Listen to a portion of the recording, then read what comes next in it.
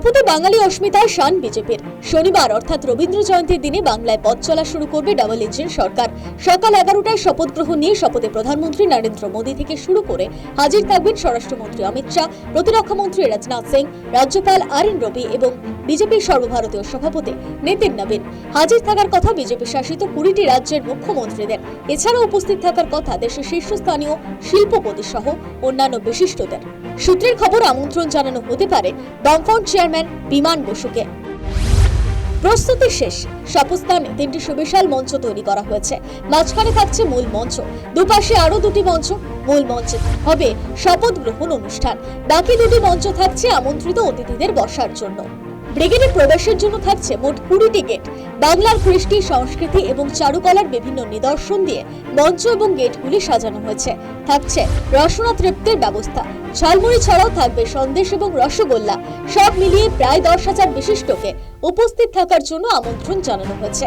মোট 1 লক্ষ মানুষকে শপথ অনুষ্ঠানে শামিল করার পরিকল্পনা বিজেপি নেতৃত্বের। এই প্রথম ব্রিগেড প্যারেড গ্রাউন্ডে কোন সরকারের শপথ গ্রহণ অনুষ্ঠান হবে। ইতিমধ্যে তার প্রস্তুতি চলছে। যেটা জানা গিয়েছে যে মোট 3টি মঞ্চ তৈরি করা হচ্ছে। মূল মঞ্চ, যেখানে মুখ্যমন্ত্রী সহ বিজেপি সরকারের যারা বিধায়করা নির্বাচিত হয়েছেন বিভিন্ন বিধানসভা কেন্দ্র থেকে বা অন্যান্য সদস্যদের শপথ গ্রহণ অনুষ্ঠান হবে, এবং মূল মঞ্চ ছাড়াও আরো 2টি মঞ্চ তৈরি করা হচ্ছে। সেখানে আমন্ত্রিত অতিথিরা থাকবেন। একেবারে বর্ণাঢ্য সেই শপথ গ্রহণ অনুষ্ঠান। প্রধানমন্ত্রী নরেন্দ্র মোদী থেকে শুরু করে কেন্দ্রীয় স্বরাষ্ট্রমন্ত্রী অমিত শাহ, প্রতিরক্ষা মন্ত্রী রাজনাথ সিং, সর্বভারতীয় সভাপতি নিতিন নবীন সহ বিজেপির সমস্ত শীর্ষ স্তরের নেতৃত্বরা যেরকম থাকবেন, পাশাপাশি বিজেপি শাসিত অন্ততপক্ষে 20টি রাজ্যের মুখ্যমন্ত্রীদেরও আমন্ত্রণ জানানো হয়েছে এই শপথ গ্রহণ অনুষ্ঠানে উপস্থিত থাকার জন্য।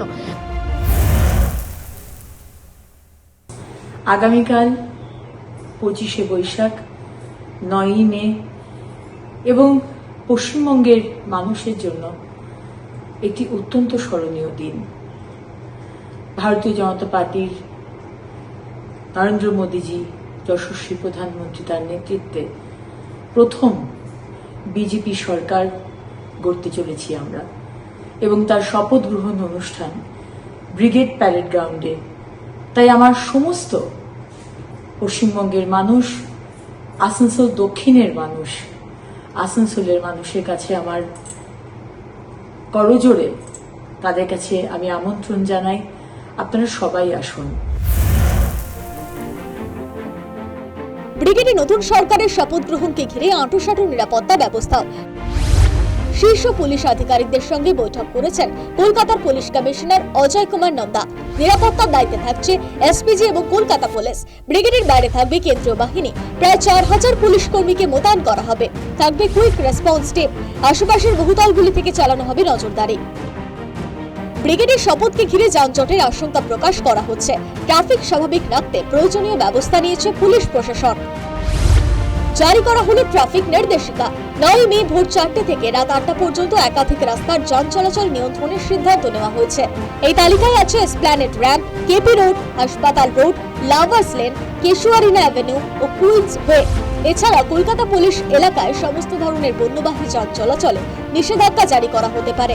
ভিক্টোরিয়া সংলগ্ন এইচএসসি বোসের কিছু অংশ, খিদিরপুর রোড, ক্যাথিড্রাল রোড এবং কুইন্স ওয়ে সহ একাধিক এলাকায় পার্কিং সম্পূর্ণ নিষিদ্ধ থাকবে। রাজ্যে প্রথম বিজেপির মুখ্যমন্ত্রী শপথ নেবেন। সেই উপলক্ষে বিজেপি কর্মী সমর্থকদের মধ্যে উৎসাহ তৈরি হয়েছে। মনে করা হচ্ছে শনিবারের ব্রিগেড ভরে উঠবে বিজেপি কর্মী সমর্থকদের স্বতঃস্ফূর্ত উপস্থিতিতে। News time.